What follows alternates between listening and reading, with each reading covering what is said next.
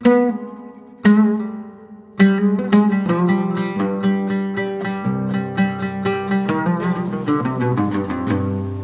বলেছি একটি অবাধ, নিরপেক্ষ, গ্রহণযোগ্য অংশগ্রহণমূলক নির্বাচনের মধ্য দিয়ে নির্বাচিত জনপ্রতিনিধির হাতে ক্ষমতা হস্তান্তরের জন্য যতটুকু যৌক্তিক সময় প্রয়োজন হয় এই অন্তর্বর্তীকালীন সরকারের, ততক্ষণ আপনি প্রয়োজনীয় সংস্কার কাজগুলো দ্রুত সম্পন্ন করে জাতির আশা আকাঙ্ক্ষা পূরণের জন্য একটি জাতীয় নির্বাচনের পরিবেশ সৃষ্টি করুন। এবং সেই কাজে জামায়াত ইসলামী অন্তর্বর্তীকালীন এই সরকারকে সব ধরনের সহযোগিতা দিতে প্রস্তুত আছে। বর্তমান অন্তর্বর্তীকালীন সরকারের প্রধান উপদেষ্টা নোবেল বিজয়ী প্রফেসর ডক্টর মোহাম্মদ ইউনূস সাহেব জামায়াত ইসলামীকে আমন্ত্রণ জানিয়েছিলেন রাষ্ট্রীয় অতিথি ভবনে। তার এই সরকার পরিচালনায় তিনি আমাদের কাছে সহযোগিতা চেয়েছিলেন।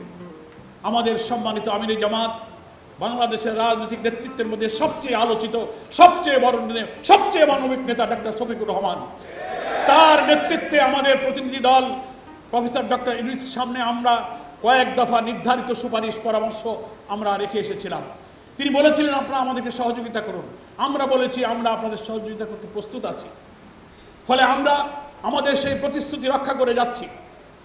কিন্তু আমরা লক্ষ্য করছি এখনো 2 মাস হয়নি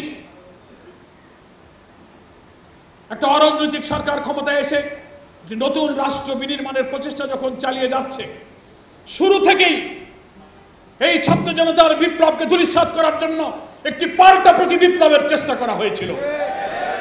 বাংলাদেশের দেশপ্রেমিক সেনাবাহিনী, ছাত্র জনতা সেই প্রতি বিপ্লবীদেরকে তারা ব্যর্থ করে দিয়েছে।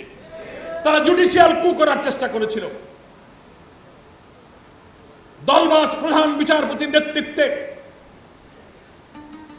শপথবদ্ধ রাজনীতিবিদ বলে পরিচিত হওয়া সেই রাজনৈতিক দলবাজ বিচারপতিরা, হাইকোর্টে আপিল ডিভিশনের জাস্টিসরা, তারা ষড়যন্ত্র করে গোপনে একটা ফুল কোর্ট মিটিং করে তারা রেজুলেশন করতেছিল যে এই অন্তর্বর্তীকালীন সরকার অবৈধ, তাদের এই সরকারকে বাতিল করে দেবে। এই খবর জানার পর আমাদের দামাল তরুণ ছাত্র সমাজ সেই দিন 9টার আগে সমস্ত হাইকোর্ট তারা ঘেরাও করেছে এবং এই দলবাজ বিচারপতিদের পদত্যাগ দাবি করে, পদত্যাগ না করা পর্যন্ত হাইকোর্ট ত্যাগ করবে না এই কথা দিয়ে তখন তারা আন্দোলন করলো। তখন এই প্রধান বিচারপতি সহ আওয়ামী ফ্যাসিবাদের এইসব প্রেতাত্মারা পদত্যাগ করে সরে যেতে বাধ্য হয়েছে। ফলে আমাদের এই বিপ্লবী ছাত্র সমাজের নেতৃত্বে একটি জুডিশিয়াল কু থেকে বাংলাদেশকে রক্ষা করতে আমাদের ছাত্র সমাজ সফলতার পরিচয় দিয়েছে।